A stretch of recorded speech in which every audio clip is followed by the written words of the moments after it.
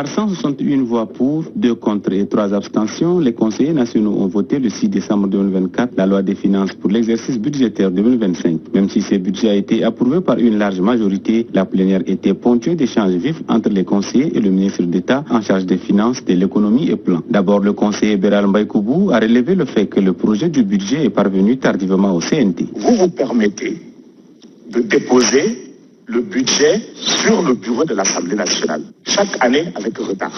Ça veut dire que vous êtes en train de considérer l'Assemblée nationale, et en l'occurrence le Conseil national de transition, comme un simple marchepied procédural. Vous pensez que notre vote vous est acquis, ce qui est une erreur en démocratie. Notre vote ne vous est jamais acquis. Il s'est ensuivi des phases de questions et de réponses. Le conseiller Takila Ndorassem s'est intéressé à la dette intérieure. Le peuple ne mange pas les chiffres.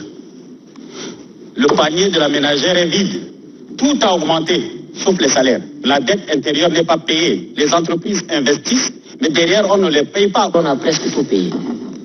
Ici, juste des situations inextricables et complexes, des dettes fabriquées aussi.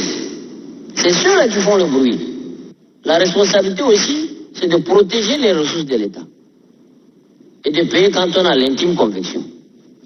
Pas parce qu'on a crié dans les réseaux sociaux ou bien à l'Assemblée. Nous n'avons pas de dette intérieure pour moi. Et le reste, c'est les condamnations. On condamne l'État à tort et à travers. Manadi Tolkom Bertin, quant à lui, est intervenu sur le budget alloué à l'enseignement supérieur qu'il juge insuffisant. Les structures universitaires font face à plusieurs décisions et réformes sans mesure d'accompagnement. La gratuité de l'accès des filles à l'enseignement supérieur, la diminution des taux, des frais d'inscription, des régimes spéciaux. Tout ce qui est gratuité des filles, des frais de scolarisation des filles dans les universités est pris en charge dans le budget du ministère de la Femme. Les universités vont faire la liste. Voilà, on a tel nombre. Et le ministère de la Femme va engager et le Trésor va payer à chaque université. Toujours dans l'enseignement supérieur, le conseiller Brice Mbaye-Monguedbaye s'est fait l'avocat des étudiants en demandant le rétablissement de la bourse. La réponse a été aussi précise que la question. Les résolutions et recommandations du dialogue national inclusif s'imposent à tous.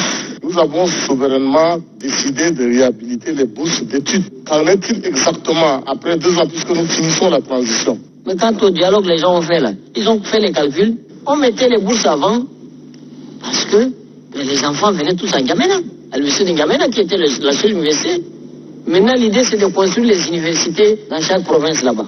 Les bourses là, je pense que c'est anachronique. À la tête du ministère des Finances depuis bientôt 5 ans, Tahir Hamid Ngili est habitué de cet exercice pour avoir été à plusieurs reprises face aux conseillers nationaux pour répondre à leurs questions. C'était également pour la 6e et la dernière fois qu'il présentait le budget devant Haroun Kabadi au Perchoir. C'est probablement le dernier projet de loi de finances que je dirige. Merci pour vous tous. Si j'ai été dur avec certains, si j'ai été injuste envers certains, qu'ils m'excusent. Ces derniers a clôturé la plénière avec un moment émotif, une sortie honorable.